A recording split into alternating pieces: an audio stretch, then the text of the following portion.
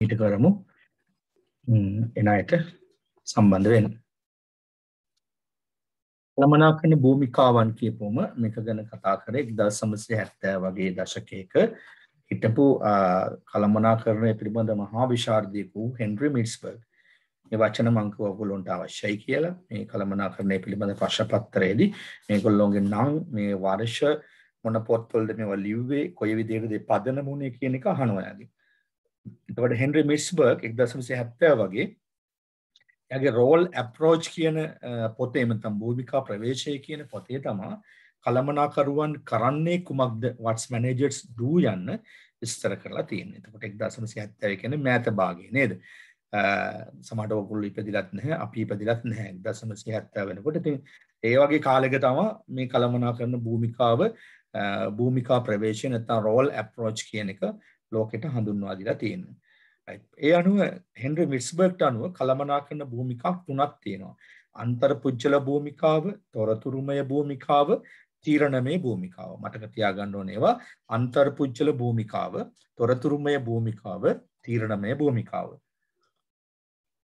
මේ භූමිකා තුනට අනුව තමයි යම්කිසි ආයතනික රැකියාවකට ගියාට පස්සේ ඒ රැකියාවේ ඔයා ඉඳගෙන වැඩ කරන්නේ.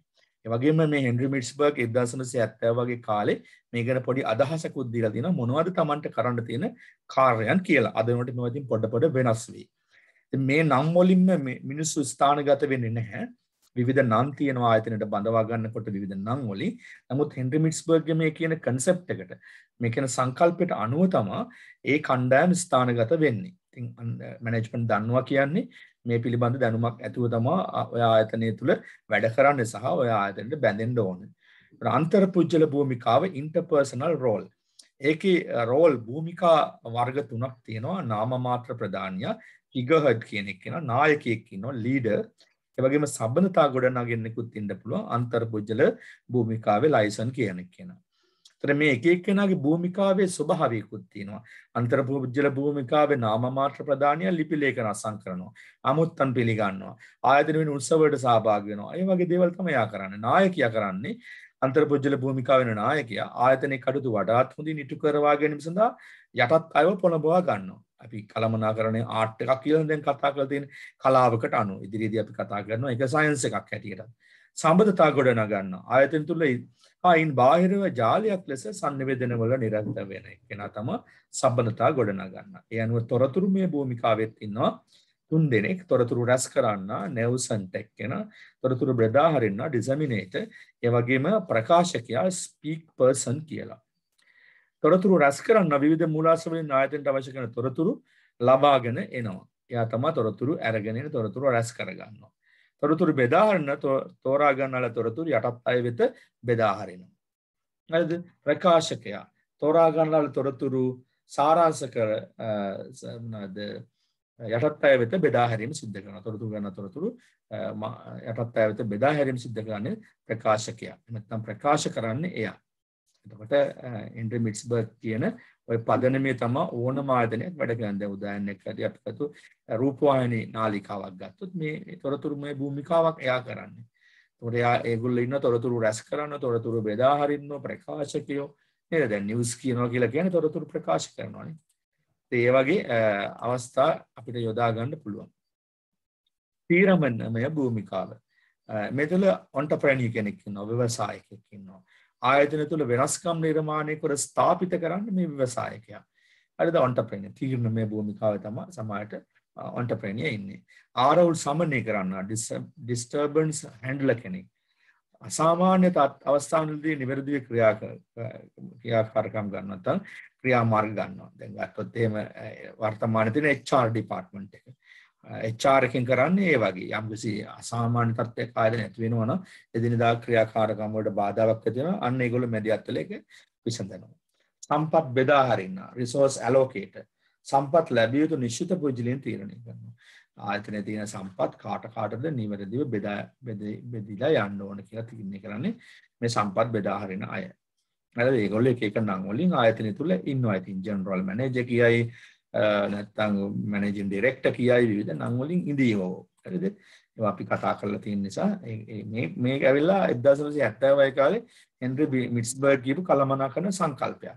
කළමනාකරණය දන්නවා වෙන්නේ මේවා දැනගත්තාම සාකච්ඡා කරන්න නිගෝෂියේට් දැන් ආයතනයක ඉන්න ඕන සාකච්ඡා කරන්නේ නේද හැමදේම මිනිස්සුත් එක්ක කතා කරලා තමයි විසඳ ගන්න ඕන සාකච්ඡා මාර්ගයනේ හොඳම මාර්ගය ඒකට සාකච්ඡා කරන්නෙක් ඉන්න ඕන මොකක් හරි ප්‍රශ්නයක් වුණාම අදාළ පාර්ශවය එකට එකතු කරලා මීටින් එකක් දීලා ඒක ඩිස්කස් කරලා ඒකෙන් එන තීරණ තීන්දුව ඉහළ කළමනාකාරීත්වය තියෙන පහළට දැනුම් දෙනවා පහළ ඉන්න සේවකයෝ නම් ඉහළට දැනුම් දීම කරනවා ඉතින් ඔක තමයි හෙන්රි මිට්ස්බර්ග් කිව්වේ ආයතනයක් දුවන්න ඕන මෙන්න මේ ප්‍රධාන ආකාර වලින් කියලා.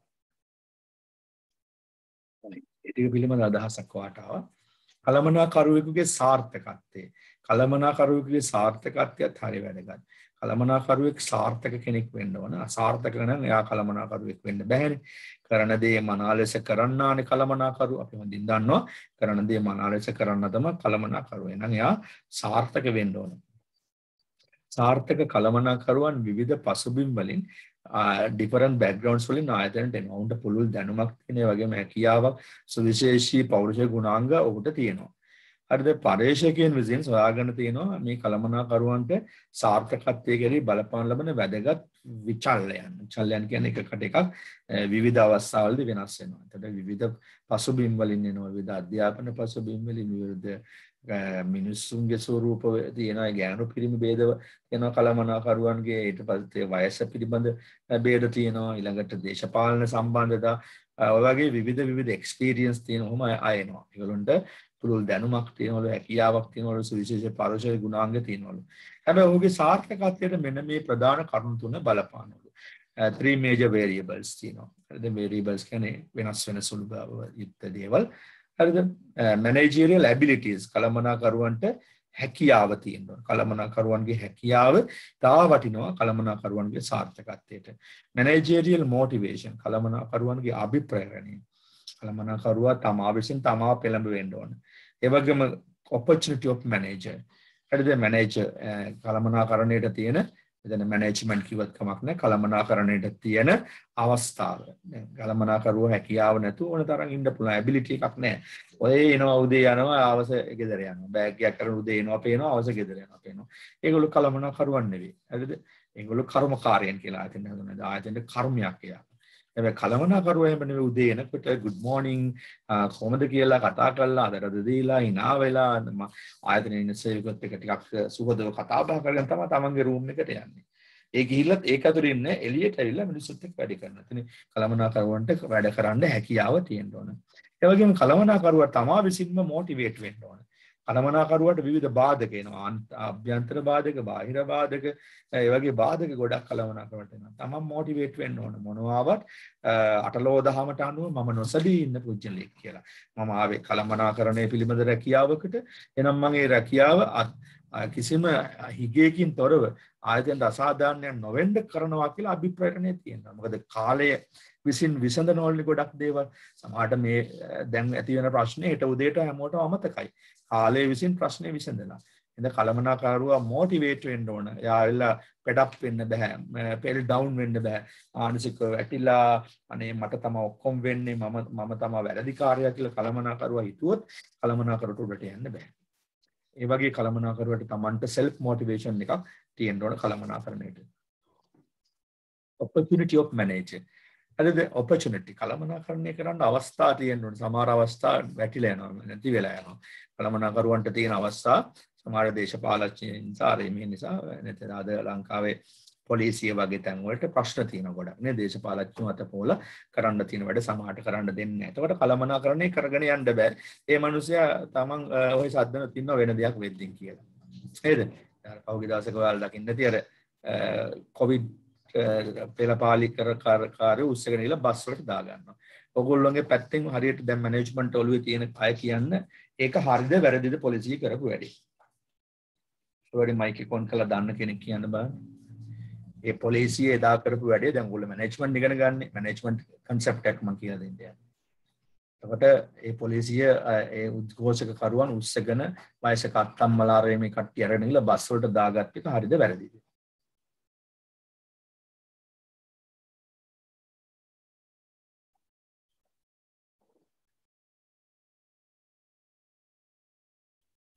අඩු ගන්න තමයි තමාෂාවත් උත්තරයක් දෙන්න අනිත් අය කියන්නේ.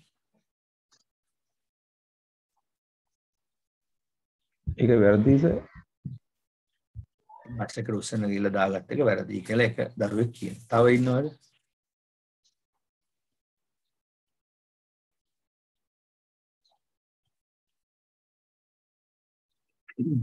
ඒක වැරදි නෑ. ඒක තමයි හරි. දැන් ඒ අවස්ථාවේ පොලිසිය කියන නිලධාරීන් සිවිල් ආරක්ෂාව රකින්න ඕනනේ. එක එක පනත් ඇති. එක එක අන පනත් වලින් සම්මත කරගෙන ඇති එක එක දේවල්. එක එක්කෙනාගේ පහසුව වෙනුවෙන්. හැබැයි ඔයගොල්ලෝ දැක්ක දේශපාලඥයෝ එදා කතා කරා පොලිසිය වැරදි කියලා. එහෙම කරන්න නොවේ තිබ්බේ කියලා. හැබැයි ඔය දේශපාලඥයෝ තමයි එකට එකතු වෙලා නීති රීති හදන්නේ පොලිසිය විසින් මේක රකින්න ඕනේ. රැක්කේ නැත්තම් පොලිසියට දඬුවම් දෙනවා. දැන් ඔයාලට පේනවා ඉතින් අර පොලිසියේ මහත්තුරු සද්ද නැහැ සමහර දේවල් වලට නේද? අර මාර්ග බාධක වල දාලා රැකලා මිනිස්සු රකින්න ඇදුවා ආරක්ෂා කරනවා. නමුත් ඒකට ලොකු ප්‍රශ්න ආවා. නමුත් ඒගොල්ලෝ ඊට පස්සේ අතහැරියා ඒක. ඒ කියන්නේ අපිව රකින්න ඉන්න මිනිස්සුන්ට අපිව රැක ගන්න දෙන්නේ නැහැ. දැන් මේ වගේ වෙලාවක අපි රැකෙන්න ඕනනේ කවුරු හරි අපිව රකින්න ඕන නම් ආරාන්තික අපේ ජීවිතේ නැති වෙන තැනට අපිට ඇවිල්ලානේ තියෙන්නේ. දැන් බෝම්බයක් බඩේ බැඳගත්තා වගේ. කොයි වෙලාවෙ බ්ලාස්ට් වෙයිද දන්නේ. එහෙනම් පොලිසිය වගේ අමුදාව වගේ අය ආරක්ෂක අංශ වෛද්‍ය නැත්නම් ඒ අංශ කියන ඒවා අපි පිළිපදින. ඒ වෙලාවේ පොලිසිය කරපු වැඩේ සාධාරණයි. මොකද ඒ වෙලාවේ කරල්ලා මඩ පවත්වන්න වෙන ක්‍රමයක් නැහැ. දැන් අනේ යන්න කට්ටිය අයින් වෙන්න කිව්වට අයින් වෙන්නේ නැහැ. එහෙනම් පොලිසිය ඒ වෙලාවේ මොකද කරේ? අවම බලය පාවිච්චි කරා. අවම බලය පාවිච්චි කරන්න බැටම් පොළ වර්ගන ගැහුවේ නැහැ. උස්සගෙන අරන් ගිහලා දාගත්තා. දැන් අර මම මේක දේශපාලන කතාවක් නෙමෙයි. ඉතින් මේකන විවේචනයකට යන්න එපා. අර ආච්චිලා අරගෙන ගිහලා දාපු එක හරි. දැන් ඒගොල්ලෝ දැක්කද මේ වෙලාවේ මුල් ටයිම් එකේ හොඳට නිකන් නටලා දඟලලා තමයි තමන්ගේ ටීම් එක මැනේජ් කරගත්තේ. හැබැයි ඒ කෑ ගහන උස්සනකොට තමයි මරහට දුන්නේ. ඒලා ඒගොල්ලෝ දකින්න තිය ආච්චිලා ටීම් එක සීයලා ටීම් එක හිමීට බස් එකෙන් බහලා පැනලා යනවා. නේද? ඒ වගේ දැන් ඒවා විග්‍රහාත්මකව කතා කරන්න පුළුවන්. නමුත් අපිට ඒව අදාළ නැහැ. කළමනාකරණයේදී concept එක. ඒ කියන්නේ දැන් මම මෙතන කියන්න ගියේ opportunity එක නැති වෙනවා. අර OIC ලට ඉන්න DIG ලට නැත්නම් ඉන්න පොලිස් නිලධාරීන්ට opportunity එක නැහැ. ඒගොල්ලන්ට අය කරන්න යන්නේ ඒගොල්ලෝ. කරන්න ගියපුම ඒගොල්ලෝ වැරදිකාර වෙනවා. අන්න ඒක තමයි මේ මැනේජ්මන්ට් එකට opportunity එකක් තියෙන්න ඕනේ. එන පොලිසියට කියන්නේ අවම බලය පාවිච්චි කරන්නනේ. ඒ සමහර තැන්වල කියන කකුල් දෙකෙන් පහළට වෙඩි තියන්න අවම බලය පාවිච්චි කරන්න. දැන් මේ වෙලාවේ වගේ වෙලාවක ඒගොල්ලෝ වෙඩි තිබ්බෙත් නැහැ, කඳුළු ගෑස් ගැහුවෙත් නැහැ. අවම බලය පාවිච්චි කරේ අර උස්සගෙන ගිහිල්ලා නිරෝධායනය කරගන්න අවශ්‍ය තැනකට. ඒ කියන්නේ කණ්ඩායම එකතු වෙන එක නවත්තපික් කරේ. මම හිතන්නේ තේරෙන්නේ නැති එකේ න අපි ගොඩක් වෙලාට හිතන්නේ සමහරලාට වැරදි දේවල්. සමහර තැන්වලදී අපි දාගෙන දර්ශන අපිව වෙනස් කරනවා. අපි හිතන දේ හරි කියලා කියනකොට ඒක නෙමෙයි හරි. ඒ වෙලාවේ පොලිසියට මේ ටයිම් එකේදී උදව් කරන්න ඕන. ඒක වෙන වෙලාවක නම් හරි. සාමාන්‍ය උද්യോഗය දැන් මේ ටයිම් එකේ මේක නෙමෙයි. ඒ සාමාන්‍යයෙන් පොලිසියට එහෙම අයිතියක් ඇත්තටම උස්සගෙන ගිහිල්ලා අරගෙන ගිහිල්ලා නිරෝධායනය කරන්න කියලා එකක් නැහැ. හැබැයි නිරෝධායන පනතත් එක ගත්තොත් එහෙම මිනිස්සුන්ට ඒක රාශී වීම වැරද්දක්. උද්ඝෝෂණ කරලා රටේ කොවිඩ් බෝ කිරීම වැරද්දක්. එහෙම වෙලා එතනින් බෝ වෙන පිරිසකින් තව කුඩා කණ්ඩායම් හැදිලා ඒක ව්‍යාප්ත වෙලා මුළු රටේම කරල්ලක් හැදිලා තවත් අලුත් රැල්ලක් එනවා. ඉතින් එතකොට ඒකට ආය රටේ තියෙන සල්ලි වියදම් කරන්න ඕන. මිනිස්සු අපේ සල්ලි, අපේ බදුගත්තු සල්ලි ආය වියදම් කරනවා කොවිඩ් එන්නත් ගේන්න. ඊට පස්සේ නිරෝධායන මධ්‍යස්ථානවලට කොච්චර වාහන රටේ දුවනවද? පඩි ගෙවන්න ඕනද? අමතර සේවකයෝ කෑම බීම දෙන්න. මේ ඔක්කොම රටකට තියෙන එන ප්‍රශ්න. ඉතින් ඒකෙන්ද ඔපචුනිටි එක තැනකින් අපිට පුළුවන් සමහරට මැනේජ්මන්ට් කරගන්න එදා ඒ පොලිසියට අවස්ථාව දුන්නා නම් සමහරට මෙච්චර දුර දිග යන්නේ නැහැ. මේ තත්ත්වය දැන් අපිට පේනවනේ. අද ටීවී එක ලාන බලපුවම කොච්චර මිනිස්සු අයාලේ යෙදෙනවද කියලා. උද්ඝෝෂණ ආරම්භ කියලා සමහර වුමන ඇති දේවල් නෙමෙයි. කිසිම වැඩක් නැහැ. කවුරු හරි කියනවට පස්සේ යනවා. දැන් කැම්පස් වලත් ඒ වගේ දේවල් වෙන්නේ. එක කෙනා දෙන්න තුන් දෙනා අරගලකාරයෝ ඉන්නේ. අනිත් ළමයි දාස් ගන්න පස්සේ කෑග යනවා. කියන්නේ මොනවද කියලා දන්නෙත් නැහැ. ඔය කෑග යනවා. එහෙම සමහර අරමුණක් නැති දේවල් මිනිස්සු අතර තියෙනවා. නේද? බල්ලොත් එහෙම දැන් ඔය ගම් වල ඉන්න බලු රංචු දැකලා තියෙනවා ඔයගොල්ලෝ. එක බල්ලොත් දෙනෙත් බුරුවොත් ඒ පැත්තට බුරාගෙන කට්ටිය යනවා. මොකේද බුරනවද දන්නේ නැහැ. බලු පොරයක් සමහරට ඇති වෙනවා අපි දැකලා තියෙනවා.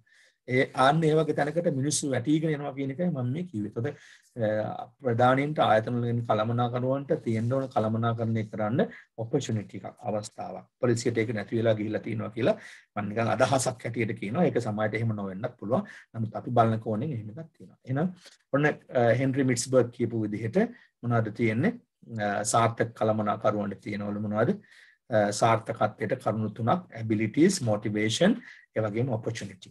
හරිද? ඒක අපි පෙන්වන සමීකරණයකින් මේ සමීකරණය අහනවාමයි විභාගෙට. හරිද? කළමනාකරන සාර්ථකත්වය success of manager කියන එක තමයි S දාලා තියෙන්නේ. කළමනාකරුවන්ගේ හැකියාව, ඒ කියන්නේ ability නේද? එහෙනම් success වෙන්න නම් තියෙන්න ඕන A ධන M ධන O. කළමනාකරුවෙක් සාර්ථක වෙනවා කියලා කියන්නේ success එක තමයි S දාලා තියෙන්නේ. S සමානයි A ධන M ධන O. ඒ කියන්නේ ability එක, M කියන්නේ motivation එක, O කියන්නේ opportunity එක. මේක තමයි කළමනාකරුවෙකුගේ සාර්ථකත්වයේ පිළිබඳ ප්‍රකාශ වෙන සමීකරණය. මේ සමීකරණයට දාලා බලන්න ඕන ඔයා මැනේජර් කෙනෙක් වෙච්ච දවසක ඔයාට මේක තියෙනවද කියලා. ඒ වගේම ඔයා දකින විවිධ මැනේජර්ස් ළඟ මේක තියෙනවද? හරිද? බැංකුවකට ගියපුවම සමහර මැනේජර්ස්ලා ඔය AC කාමරයක ඉඳගෙන ඉන්නවා. එතකොට එයා ළඟ මේ තුන නැහැ. මොනවද මේ තුන නැත්තේ? හැකියාව නැහැ යාට. එයා ළඟ අභිප්‍රේරණය නැහැ. එයා කිසිම අවස්ථාවක් ගන්න නැහැ කළමනාකරණය කරන්න. සමහර තැන්වල ඔයගොල්ලෝ ගියාට පස්සේ තියෙනවා ඉස්කෝලේකට ගියාට පස්සේ ප්‍රින්සිපල් දිහා බලනකොට විදුහල්පතිතුමා දිහා බලනකොට ඉස්කෝලේ මොකද්ද කියලා කිව්වයි. සමහර ඉස්කෝලවල කඩා වැටිලා ඩෙස්පුටු තැන් වල විසි කරලා පිට්ටනිය වල් වැදිලා කාණු පිරීලා මල් ගස්වල කොළ පිරීලා නේද? ගොඩනැගිලි කඩා වැටෙනවා. තැන් වලින් වතුර වැක්කිරෙනවා. බිත්ති ඔයලා පන්ති කාමරේ ඩෙස්පුටු නැහැ. টয়ලට් වලට ගියපුවම টয়ලට් පිරලා ඒ වගේ ළමයි එකෙක්ව දාලා ඔහොමයි සමහර ගුරු තැන් වල ගස් මුල් යට කතා කර විවේකාගාරවල කකා බිබී ඉන්නවා. සමහර ඉස්කෝල වලට ගිහුවාට පේනවා ඉස්කෝලේ ඈතින් දකින්නකොට කිව්වා කි එයා හොඳ කළමනාකරණය කරන ප්‍රින්සිපල් කෙනෙක් නේද? යන තැන ඉඳලා අපිට පේනවා බෝඩ් වලින් ප්‍රදර්ශනය කළා යන්න තියෙන පාරවල් ඊතල දාලා තියෙනවා. ඒ වගේම ඉන්න ඕන තැන් නම් කරලා තියෙනවා. ආවල් තැන් වල විතරයි ඉඳ ගන්න පුළුවන්. හරිද? මල් ගස් කත්තට ලස්සනට පෙට්ටි වගේ කපලා මල් කොළ කපලා කාණු සුද්ධ කරලා හරිද? ඒ වගේම බිම හොඳට තනකොළ පුරන් නැති වෙන්න ගහලා පිට්ටනිය ගත්තොත් එහෙම බද්දාගෙන කන්න පුළුවන්. නේද? වැටවල් හොඳට ගාලා මොනවා කළා කම්බි ඇදලා ගේට්ටු දාලා හරිද? වෙලාවට එලාම් එකට වැඩ කරන ගුරුවරු පන්ති කාමරවල හරියට ඉන්න ළමයි වැඩ කරන නෝටිස් බෝඩ් වල ළමයිගේ තොරතුරු දාලා දක්ෂ ළමයිගේ පින්තූර ගහලා හරිද? ඒ වගේ පන්ති කාමරවල ටීවී හයි කරලා කම්පියුටර් ලැබ්ස් එහෙම විද්‍යාගාර වෙනම තාක්ෂණික විද්‍යාගාර වෙනම ඒවට ගුරුවරු යොදවලා අමතර හවසට පන්ති දාලා ළමයට එකමාරෙන් පස්සේ ගෙදර යන්න දෙන්නේ නැතුව අමතර පන්ති දාලා විශේෂ වැඩසටහන් කරනවා ඒ විදුහල්පතිතුමා. සමහර විදුහල්පතිතුමා උදේ 6ට ඉස්කෝලේට ඇවිල්ලා හවස 6ට තමයි ගෙදර යන්නේ. අන්න එහෙම ප්‍රින්සිපල් ඉන්නවා. ඉස්කෝලේ ක්වොලිටි මාර ඩිමාන්ඩ් ඉස්කෝලේ. එහෙනම් එයාට තියෙනවා මොකද්ද මේ ටික? මම ඉස්කෝලයක් කරන් කිව්වා අපි හැමෝම ගියපු තැන නිසා අපි මේ ඉස්කෝල දැකලා තියෙනවා ඕන තරම්. ඔයගොල්ලොත් දැකලා තියෙනවා. ඒකට එයා සාර්ථකයි. එහෙනම් එයාට හැකියාව තියෙනවා. ඒ වගේම එයා තමන් විසින් තමාව අභිප්‍රේරණය කරගන්නවා, උත්තේජනය කරගන්නවා. මම කළ යුතුයි I can do all things කියලා. ඒ වගේම අවස්ථාවක් එයා යොදව ගන්නවා. සමහර දේශපාලඥයෝ නිසා අවස්ථාව නැති වුණොත් එයා අවස්ථාව හදා ගන්නවා. තමන් තනියෙන් අවස්ථාව හදාගෙන ළමයි වෙනුවෙන් වැඩ කරනවා. තේරෙනවද? ඔයා එතකොට ආයතනෙට ගියපුවම ඔයා කලහකාරී පුජ්‍යලෙක් වෙලා අනුන් පස්සේ දුවලා තමන්ට තියෙන තැන නැති කරන කෙනෙක් වෙන්න එපා. නිශ්ශබ්දව තමන්ට කරන්න ඕන දේ කරගෙන ඉස්සරහට යන්න ඕන. අන්න ඒක තමයි සාර්ථක කළමනාකරුවෙකුගේ ලක්ෂණ ටික. හොඳයි. ප්‍රශ්නේ අහන්න. සර් එක්සෑම් එකට සර් A+M+O කියලා ලිව්වොත් හරිද වැරදිද? A+M+O කියලා ලිව්වොත් වැරදි. ඇයි A+M+O කියලා ලියන්නේ? S එක එතකොට කාටද? පොලිසියටද? S equal A+M+O. දැන් S කියන්නේ මොකද්ද? සාර්ථකත්වය. ඔයගොල්ලෝ ගන්න කළමනාකරුවෙකුගේ සාර්ථකත්වයට බලපාන සමීකරණය කුමක්ද? එහෙම නැත්නම් පහත් සඳහන් ඒ වගේම කුමක්ද? හරිද? එතකොට සාර්ථකත්වයට බලපාන සමීකරණය තුල තියෙන්න ඕන S සමානයි A+M+O කියලා. හරි නේද? හරි සර්. එතකොට හෙන්රි ෆයෝල් කියන කළමනාකරන විශාරදවරයා උගන්වනවා කළමනාකරණය පිළිබඳ විශ්වීය මූලධර්ම. ලෝකේ කාටත් මේ මූලධර්ම පොදුයි. කළමනාකරණය පිළිබඳ විශ්වීය මූලධර්ම. හෙන්රි ෆයෝල් තමයි මේ කියන්නේ. 14 universal principles. කළමනාකරණය පිළිබඳ විශ්වීය මූලධර්ම 14 universal principles. පළවෙනි එක තමයි division of labor. ශ්‍රම විභජනය කියලා කියන්නේ. දෙවෙනි එක අධිකාරිය authority. විනය discipline විධාන දීමේ ඒකියත්තේ unity of command, මෙහෙයවීමේ ඒකියත්තේ unity of direction, පොදු රුචිකත්වයට ළඟාවීමට යටත් අයට උපදෙස් දීම, subordination of individual interest of the common goal, පාරිතෝෂණය remuneration, මධ්‍යගතකරණය centralization, ධූරාවලිය hierarchy, ක්‍රමය order, සාධාරණත්වය equity, කාර්ය මණ්ඩලයේ ස්ථාවරත්වය stability of staff, ස්ථාපිත කිරීම unity witness, එකමුතු හැඟීම් escaped crops කියලා. ඉතින් මේවා හරි වැදගත්. මේ ටික නිකන් 14ක් හැටියට සලකන්න එපා. මෙතන රැකියාවලට යන්න සූදානම් අය, රැකියාවල කරලා ඉන්න අය, ඒ වගේම තාම ඉගෙන ගන්න අය හැමෝම ඉන්නවා. මේගොල්ලෝ දැනගන්න ඕනේ මේ 14 universal principles කිව්වේ මේ ඔක්කොටම.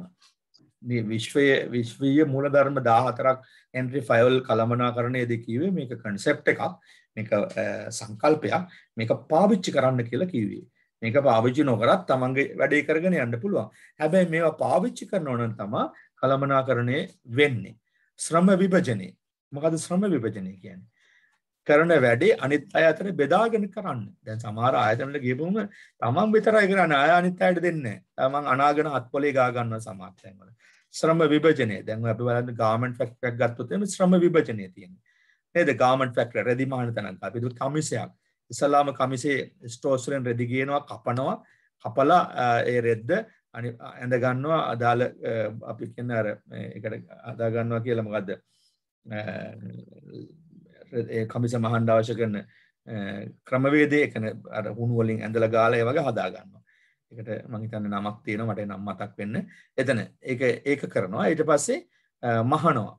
සමහරු පිට කොන්ද මහනවා, සමහර කොලර් එක මහනවා, සමහර අත මහනවා, සමහර පොත්තම් කාස මහනවා, කොලර් එක මහනවා වගේ කමිස කෑලි කෑලි මහනවා තව කට්ටියක්.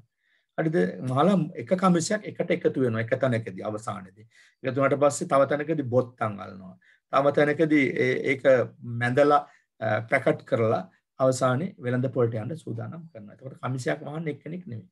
අපි දන්න ටේලර් කෙනෙක් නම් එක්කෙනෙක් තමයි තනියම කරන්නේ. හැබැයි ශ්‍රමය විභජනය කරන බෙදාගෙන කරොත් වැඩි කෑලි ප්‍රමාණයක් කරන්න පුළුවන්. වැඩ ප්‍රමාණයක් කරනවා. අධිකාරිය authority එන එක තැනක විතරයි බලය තියෙන්න ඕන. බලය විමධ්‍යගත කරගෙන කරන්න ඕන. නමුත් තමන් ළඟ බලය තියාගෙන ආයතන ප්‍රධානියා ළඟ බලය තියාගන්න ඕන. නැත්නම් ඒ ආයතනේ තියෙන්නේ නැහැ. දැන් ලංකාවේ රජයට වෙලා තියෙන මේ වගේ වැඩක් ප්‍රධානියා ළඟ බලය තියාගන්න බෑ.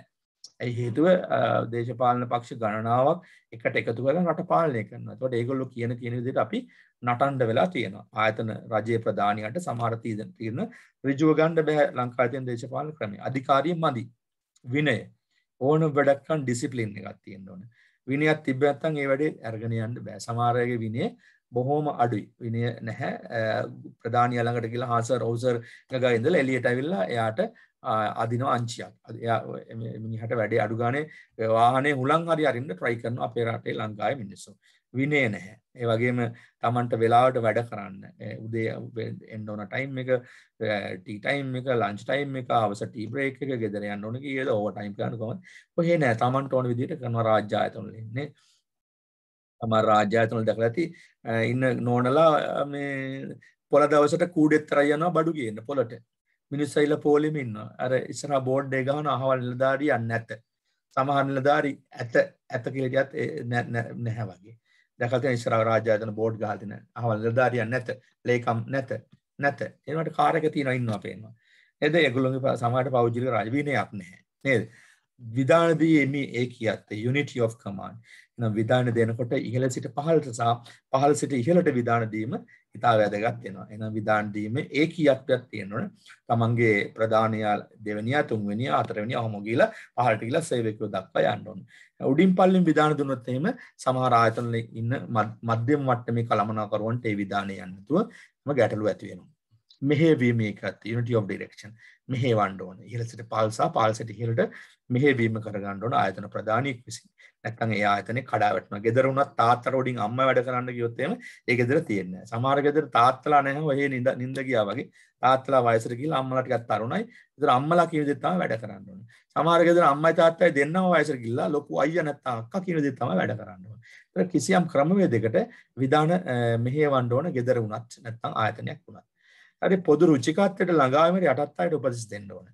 පොදු රුචිකත්වය. ඒ කියන්නේ තම තමන්ට මම ආයතන ප්‍රධානිය නම් මටම කැමති දේවල් කළා හරියන්නේ නැහැ. මටම කැමති දේවල් කරොත් එහෙම ආයතන දුවවන්න බෑනේ. අනිත් මිනිස්සු එතකොට ඒකට විරුද්ධ වෙනවා. එතකොට තමයි කෝලහල ඇති වෙන්නේ. එතකොට තමයි වර්ජන ඇති වෙන්නේ. එහෙනම් මේ මිනිස්සුන්ගේ රුචිකත්වය බලන්න ඕන. අනිත් මිනිස්සුන්ගේ මොන වගේ කැමැත්තද තියෙන්නේ මේ ආයතනේ වැඩ කරන්න. ඒ කැමැත්තට අනුව තමයි මම මගේ ආයතනේ මෙහෙවන්න ඕන. ඒක තමයි පොදු රුචිකත්වයට ළඟාම යටත් උපදෙස් දීම කියන එක සරලව කියන්නේ. හරිද? පාරිතෝෂණය. හරිද? රෙමරේෂන් කියලා කියන්නේ මිනිස්සුන්ට පඩිය විතරක් ගෙවලා බෑ. මිනිස්සුන්ට පාරිතෝෂණ දෙන්න ඕන. ඒ කියන්නේ මිනිස්සුන්ගේ හිත සතුටු වෙන්න ඕන. නේද? වෙල්ෆෙයාර්ස් තියෙනවා. ඊළඟට දරුවන්ට විවිධ සුබ සාධන පොත්පත් ශිෂ්‍යත්ව තව නෝනට shopping යන්න පොඩි මොන හරි දෙයක්. එතකොට ඒ වගේම අපි කියන දැන් ඔය ආයතන වල තියෙනවා බෝනස් කියලා. වැඩ කරපුවම OT එකට අමතරව බෝනස් ගෙවනවා, ප්‍රොඩක්ෂන් බෝනස්, ඒ වගේ ඇටෙන්ඩන්ස් බෝනස්, ඊළඟට ඇනුවල් බෝනස් වර්ෂ අවසානයේ ගෙවනවා. ඒවා ආයතන වල දෙන්න ඕන. දීපුව තමයි මිනිස්සු මේ අපි කියන ෆෝම් වෙලා එන්නේ. මේ මිනිස්සු තමන්ගේ රාජකාරිය හරියට කරන්නේ. අතරම හොරකම් කිරීම පවා නවතිනවා. දැන් සමහර ආයතන වල තියෙන දේවල් මිනිස්සු අරයි යනවා. ඇයි? අපිට කීයක්වත් දෙන්නේ නැහැ මුන් ලාභ ලබනවනේ කියලා. නමුත් මිනිස්සුන්ට දැනෙනවා නම් කීයක් හරි වැඩියෙන් අපිට දෙනවා කියලා. ආයතනයේ නිලධාරී ආයතනයේ කාර්ය මණ්ඩලයට කිසියම් සැලකීමක් කරනවා නම් පාරිතෝෂණයක් දෙනවා නම් ඒ මිනිස්සුන්ගේ හිත සතුට වෙනවා. මධ්‍යගත කරන්නේ සෙන්ට්‍රලයිසේෂන්. ආයතනයේ එක් තැනක ඉඳලා පාලනය කරන්න ඕන. අපේ රටේ නම් ලංකාවේ පාලනය කරන්නේ විධායකයින්. ජනාධිපති කෙනෙක් ඉන්නවා. විධායකය තමයි අපේ රටේ ප්‍රබල. හැබැයි ව්‍යවස්ථාදායකයෙක් තියෙනවා. නේද? ව්‍යවස්ථාදායකය කියලා කියන්නේ මොකද්ද? පාර්ලිමේන්තුව. ඒ වගේම අපේ රටේ තුන්වෙනි තැන මොකද්ද? අධිකරණය. නේද? විධායකය, ව්‍යවස්ථාදායකය, අධිකරණය. ඔය විදිහට තමයි ප්‍රධාන අවස්ථා තුන තියෙන්නේ. හැබැයි සමහර තැන්වලදී මධ්‍යගත කරන්නේ නැහැ වගේ ඔයගොල්ලෝ දන්නවා ඇති. ඒ තුන අතරේ දෝරණය වෙලා යනවා. දැන් පෞද්ගලික කාලවල තිබුණේ සමහර മന്ത്രിවරු ඇමතිවරු මේ කාටද ආධිකරණ විනිසුවරුන්ට විනිසුවරියන්ට පවා කතා කරලා තිබුණ අවස්ථා තිබුණේ. නමුත් ඒතොට තීරණ අරගෙන තිබුණේ ඒ වගේ මැදින් ගිහිල්ලා මධ්‍යගත කරණයක් තිබුණේ නැහැ. ඉඳ ආයතනික වුණත්, ගෙදරක වුණත් සෙන්ට්‍රලයිසේෂන් එකක් තියෙන්න ඕනේ. එතනින් තමයි අපි මේ වැඩේ ඉස්සරහට අරගෙන යන්න ඕනේ. ඒ කියන්නේ එතෙන්ද ගිහිල්ලා තමන්ගේ තියෙන ප්‍රධාන හෙඩ් ඔෆිස් එකට ගිහිල්ලා හෙඩ් ඔෆිස් එකේ තියෙන සම්බන්ධතාවත් එක්ක තමයි ආයතනෙ දුවවන්න ඕනේ. දූරාවලිය හයිරාකි කියලා කියනවා. හයිරාකි කියන්නේ මේ ඉහළ සිට පහළට ගලා යන ක්‍රමය. ඒක මම ඔයාලට කියන්නවා. චෙයාර්මන්, ඊළඟට මැනේජින් ඩිරෙක්ටර්, ඊළඟට ඩිරෙක්ටර්ස්ලා, ඊළඟට මැනේජර්ස්ලා එහෙම පහළට ඉන්න දූරාවලියක් තියෙනවා. ක්‍රමය ඕඩර් එකක්. හරිද? වැඩ කරන ක්‍රම පිළිවෙතක් තියෙන්න ඕන. මෙන්න මේ ක්‍රමයට තමයි මේ ආයතනයේ වැඩ කරන්න කියලා ඒ ආයතනයේ ප්‍රධානින් විසින් ඒ ආයතනයේ ඉන්න මිනිස්සුන්ට ප්‍රකාශ කරලා දැනුවත් කරලා තියෙන්න ඕන. ඒකට තමයි ක්‍රමය කියලා කියන්නේ. ඊළඟ එක සාධාරණත්වය. සාධාරණත්වය කියලා කියන්නේ ඉක්විටි. ඉක්විටි කියන එක අනිවාර්යයෙන්ම නෝන. මොකද සාධාරණ නැත්නම් මිනිස්සු උද්ඝෝෂණ කරනවා. දැන් අපි ආයතනයක HRM එකක් තියෙන්නේ. නැත්නම් HR ඩිපාර්ට්මන්ට් එකක් තියෙන්නේ මේ සාධාරණ ඉෂ්ට කරන්නේ. මිනිස්සුන්ට කිසියම් අසාධාරණයක් වෙනවා නම් සාධාරණේ ලබා දෙන්න HR එක මගින් වර්තමානයේ කටයුතු කරනවා. එහෙනම් විශ්වීය මූලධර්මයක් තමයි සාධාරණත්වය. කාර්ය මණ්ඩල ස්ථාවරත්වය. එහෙනම් කාර්ය මණ්ඩලය හැම වෙලේම ස්ථාවර කරන්න ඕන ආයතන ප්‍රධානීන් විසින්. නැත්නම් ඒ මිනිස්සු ආයතනය හැරදාලා යන්න යනවා. කාර්ය ගත්තට පස්සේ ස්ථිර කරන එක, ඕවර් ටයිම් ගෙවන එක, ETF, EPF ගෙවන එක, ඊළඟට විවිධ පනත් අනුව කටයුතු කරන එක. දැන් කාර්යාල හා සේවක පනත තියෙනවා. රජයේ නිලධාරීන් නම් වෙනත් පනතක් තියෙනවා. මේ තමන්ගේ අවශ්‍යතා ඉෂ්ට කරගන්න. ඒ වගේම තියෙනවා කම්කරු පනත් අනපනත් තියෙනවා.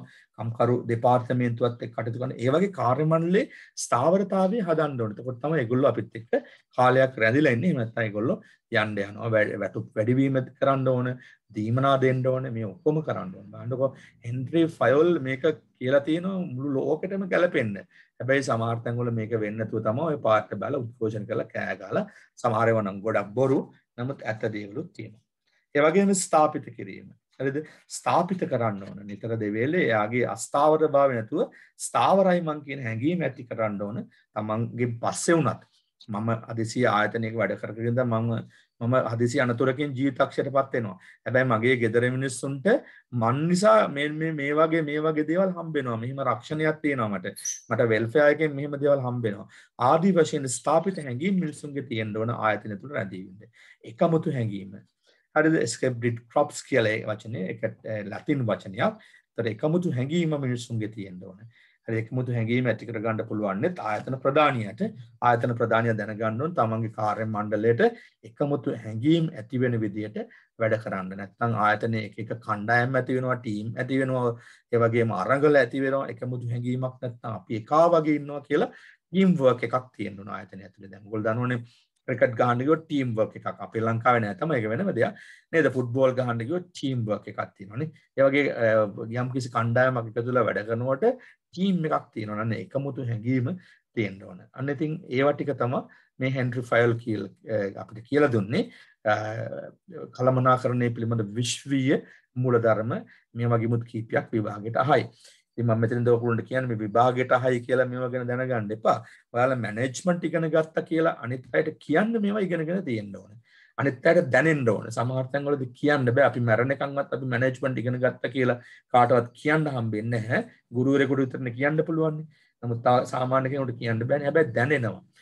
අපි අඳින විදියෙන්, පළඳින විදියෙන්, කතා කරන විදියෙන්, හැසිරෙන විදියෙන්, තමන්ගේ තියෙන ජෙනුයින් ගතියෙන් අනිත් මිනිස්සුන්ට පේනවා මෙයා හොඳ এডুকেෂන් බෑග්ග්‍රවුන්ඩ් එකකින් එන්නේ.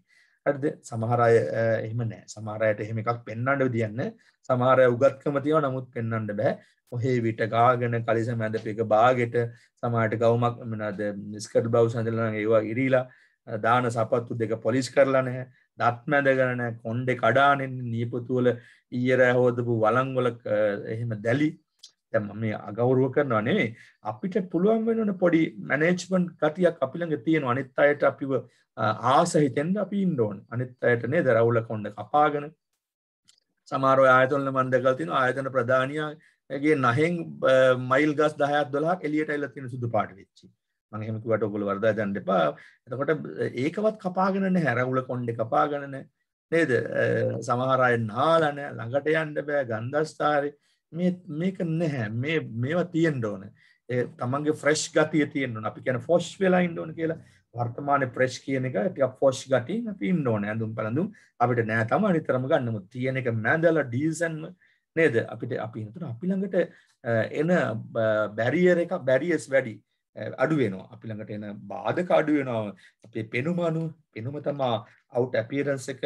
that is more important thing of that management out appearance එක නේද උගුන් පේනවා ඇති ආයතන වල ප්‍රධානින් එන්නේ නිකන් ඩීසන්ට් වාහනෙන් බැලලා ටන් ටොන් ගාලා නේද සපත්තු දෙකෙන් මූණ බලන්න පුළුවන් සමහර ස්පෙක්ස් දාලා නේද සමහර පොලිසිය මහත්තුරුන් බාන්නු පාරේ ඉන්නවා ඒ පොලිසියද කියලා අපිට දැනෙනවා අපිට බඩ යනවා ඒ පොලිසිය මහත්තුරු දැකපු සමහර අය බාන්න ඔෆිසර්ස්ලා තරු දෙක තුන තියෙන ස්පෙක්ස් දාලා කොණ්ඩේ මේවා කරලා මදින ඇඳුම හොඳට අඳින ඇඳුම මැන්ටල්ලා සපත්තු මැන්ටල්ලා කෙලින් හිටගෙන කතා කරොත් හරියට ඔය වචන දෙක තුන ඒ වගේ අර මිනිස්සුන්ට තමන් ඕන වෙන්න ඕන මැනේජ්මන්ට් කියන්නේ ඕක කරන දේ මනාලෙස කිරීම කියන්නේ නේද තමන්ට ප්‍රශ්න ඇති තමන්ට ප්‍රශ්න 10ක් 15ක් ඇති දවසකට විසඳ ගන්න හැබැයි ඒ ප්‍රශ්නත් එක්ක අපි හිටියොත් අපිට ජීවිතේ විඳින්න හම්බෙන්නේ නැහැ මම කියලා දුන්නානේ මේක ධර්මයත් එක්ක යන්න ඕන වැඩක් කියලා. ඒකට මේ පෘථිවිය තුලදී අපි අතරමං වෙලා අපි අපායগামী වෙලා අපිට බැරි වෙනවා අපි ආපු ගමන සම්පූර්ණ කරගන්න. තව කල්ප ගණන්මයිට අපි අපායවල ඉන්න වෙනවා. ඉතින් මේවා කළමනාකරණය පිළිබඳ විශ්වීය මූලධර්ම රැකගෙන තමන්ගේ ජීවිතේ කළමනාකාරීත්වයට හුරු කරගන්න එක ඉතා වටිනවා. ඉතින් කළමනාකරුවගේ රාජකාරිය සැලසුම්කරණය සංවිධානකරණය යෝගදීම සම්බන්ධීකරණය පාලනය කිරීම වෙනුවෙන් කාර්යයන් 5කට බෙදිය හැකි බව ෆයල් පෙන්වා දෙනවා. මෙම කාර්යයන් සියල්ලක්ම කළමනාකරුවන්ගේ සාර්ථකත්වය සඳහා අත්‍යවශ්‍ය වන බව තවදුරටත් ඔහු පෙන්වා දීලා තියෙනවා. හොඳයි කළමනාකරන ආචාර ධර්ම එකක් දිග කෑල්ලක්. හරි ඒ ටිකත් අපි කතා කරමු. ඒකත් කතා කරලා මම නවත්තමු. කළමනාකරන ආචාර ධර්ම managerial ethics ආචාර ධර්ම වලට ඉංග්‍රීසියෙන් කියන ethics යනුවෙන් අදහස් කරන ලබන්නේ හරි හා වැරදි දේ මොනවද යන්න ආපෝද කර ගැනීම වෙනස පුජ්‍යලයන් තුළ පවතින මානසික බැඳීම.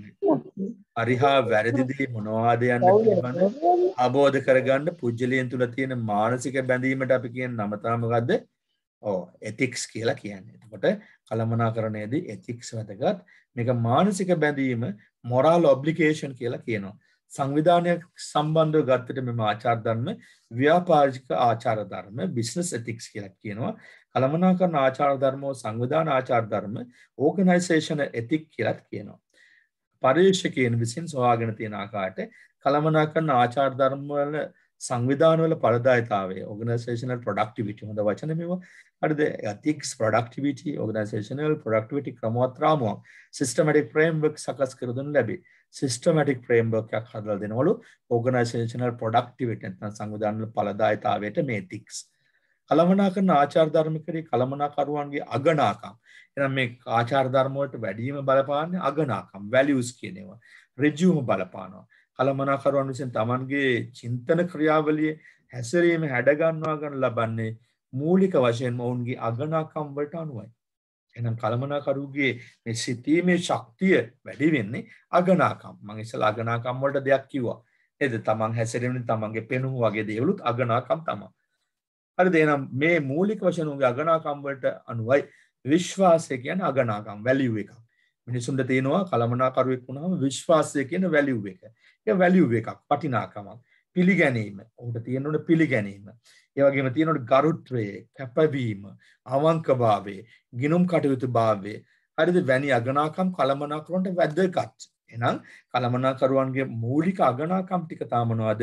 ඔහුට විශ්වාසය තියෙන්න ඕන, තමන් පිළිබඳ සානුම් පිළිබඳව පිළිගැනීම තියෙන්න ඕන, ඔහු පිළිබඳ ගරුත්වය තියෙන්න ඕන, ඔහුට කැපවීම තියෙන්න ඕන, ඔහුගේ අවංකභාවය තියෙන්න ඕන, ඔහුගේ ගිනුම් කටයුතුභාවය තියෙන්න ඕන. මෙන්න මේවා තමයි මේ මිල්ටන් රොකීච් කියන කෙනා කළමනාකරණ විශාරදවරයා කිව්වේ ප්‍රධාන කළමනාකරණ අගනාකම්. ඒට අනුව ඔහුගේ සමීක්ෂණයකට අනුව සොයාගෙන තියෙනවා තවත් අගනාකම් රාශියක්. අර විශ්වාසය පිළිගැනීම වගේ වට අමතරව. ඒකට මොකද්ද මිල්ටන් රොකීච් කියන්නේ? කළමනාකරණ කට තියෙන උන අගනාකම් නේද? අගනාකම් මොනවද? බලාපොරොත්තු සහගත බව, ඇම්බිෂන් එකක් තියෙන්න ඕන. කළමනාකරුවෙක් කොහේ ඉන්න බෑ. නිකන් අර වානම් වා පෝනම් පෝ බලාපොරොත්තු සහගත. අනිත් අයව පෙළඹ වෙන්න ඕන. තමන්ව දැක්කහම මැනේජර්ව දැක්කහම අනිත් අයගේ ඇඟ කිලිපොලා යන්න ඕන. බලාපොරොත්තු සහගත බව. එයා ඉන්නවනේ අපි වෙනුවෙන් කියලා බලාපොරොත්තුවක් තියෙන්න ඕන අනිත් මිනිසුන්ට. හැකියාව සහිත බව, capable. තමන්ට හැකියාව තියෙන්න ඕන. අඩු ගානේ පොත්පත් වලින් වැඩ කරන හැකියාව අතින් පයින් වැඩ කරලා මිනිස්සු පොළඹවගෙන තමන්ගේ ආයතනෙ මෙහෙම හැකියාව තියෙන්න ඕන. පිරිසිදු බවක් තියෙන්න ඕන. cleanliness පිරිසුදු බව කියලා කියන්නේ මේ ශරීරයේ පිරිසුදු බවට අමතරව තමන් කරන වැඩවල වැඩක් කළොත් අය දෙපාරක් කරන්නේ නැහැ. පිරිසුදු බවක් තියෙන්න ඕනේ. ඒකත් අගනාකමක් මැනේජර් කෙනෙක් වෙන්න. ඔයා බලන්න ඔයා ළඟ මේවා තියෙනවද කියලා දෙපාර තුන් පාර වැඩ කරනවද කියලා බලන්න. මම කොට කතාවක් කිව්වා තාත්තෙක් පුතෙක්ව රස්සාවකට යවපු හැටි මතක ඇති. ඒතර ඒවා තමයි තාත්තා කියලා දුන්නේ. එයා පොත්පත්වල දැනුම නැති වුණත් එයා කියලා දුන්න පුතේ මෙහෙමයි ඉන්න ඕන කියලා. සමාව දෙන සුළු forgiving සමාව දෙන්න පුළුවන් වෙන්න ඕනේ. යම් කිසි වරදකට ආයතනයේ මිනිස්සෙක් මොන හරි වැරද්දක් කරොත් තමන්ගේ ළඟට ආවොත් ඒකට සමාව දීලා ඒකට සුදුසු දේවල් කියලා නැවත නොකරන තත්ත්වයටපත් කරන පුජ්‍යලයක් වෙන්න ඕන. අවංක වෙන්න ඕන. ආයතන ප්‍රධානියා කළමනාකරුවා හොරවංචා කරනවා නම්, මගටි කරනවා නම්, දූෂණය කරනවා නම්, කොමිස් ගන්නවා නම් එයා අවංක නැහැ. එහෙනම් අවංක භාවයේ තියෙන්න ඕන. ස්වාධීන වෙන්න ඕන. ඉන්ඩිපෙන්ඩන්ට්. එක එක්කෙනා පස්සේ යන්න බෑ, අදින්න බෑ.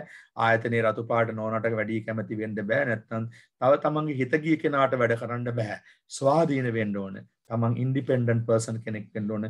කාටවත් පෙනෙන්න බෑ මෙයා තව කාටවත් කණ්ඩායම් වලට අදිනවා, පුජ්‍යලෙන්ට අදිනවා කියලා පේන්න බෑ. තාර්කික වෙන්න ඕන, ලොජිකල්.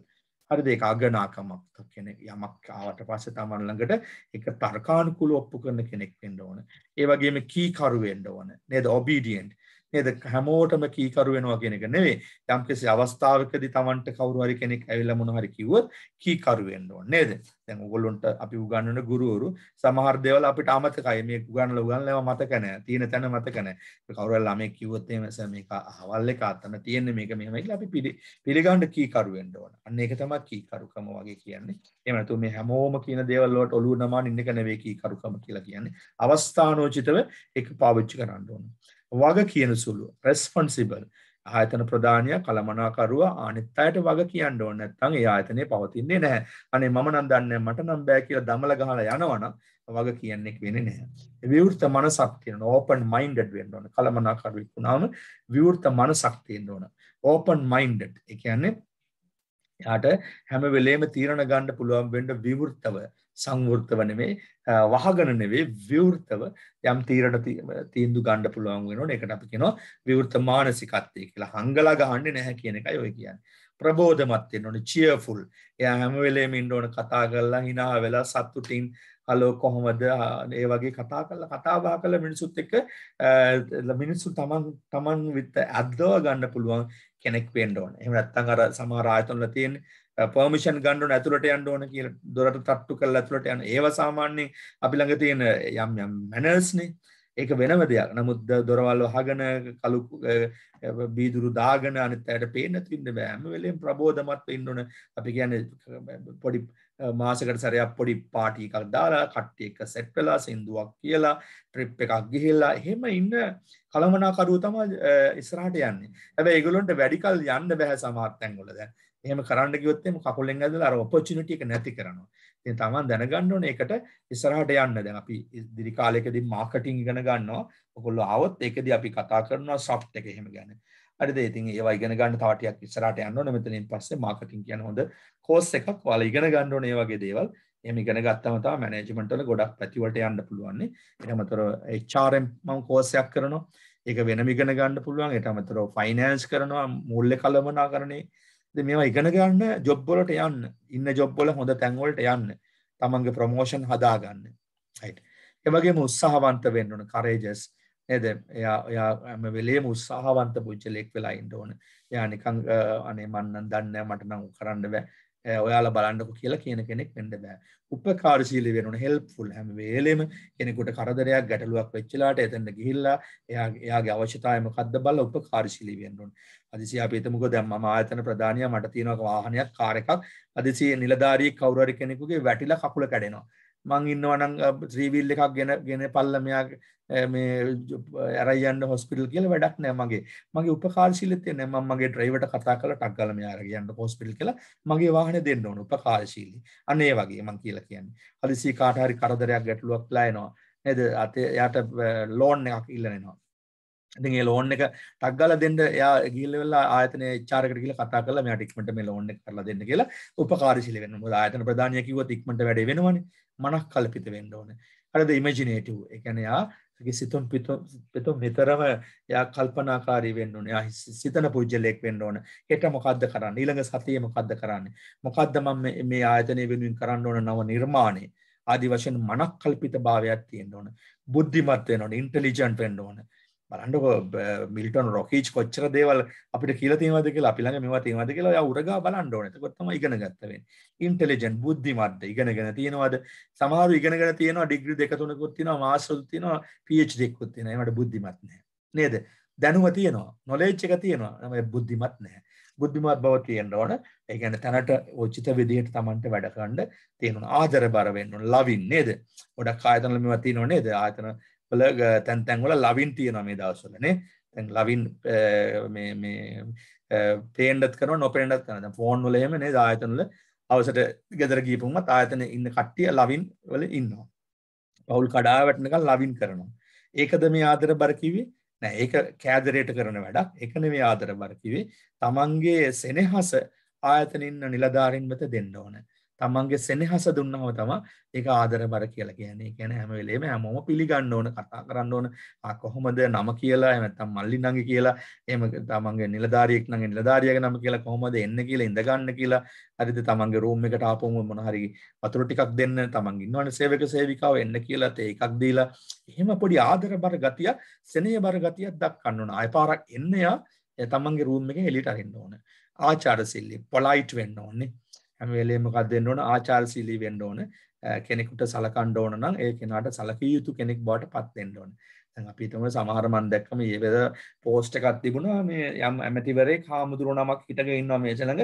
ඇමතිවරයා ඉඳගෙන සාකච්ඡාව කරනවා. ඒතර ඒවා වැරදි. ඒවා ඇත්තේ වනම් වැරදි. ඒක බොරු පෝස්ට් එකක් දන්නේ නැහැ, ෆේක් එකක් දන්නේ නැහැ. එහෙම ඒවා තියෙනවා නේද?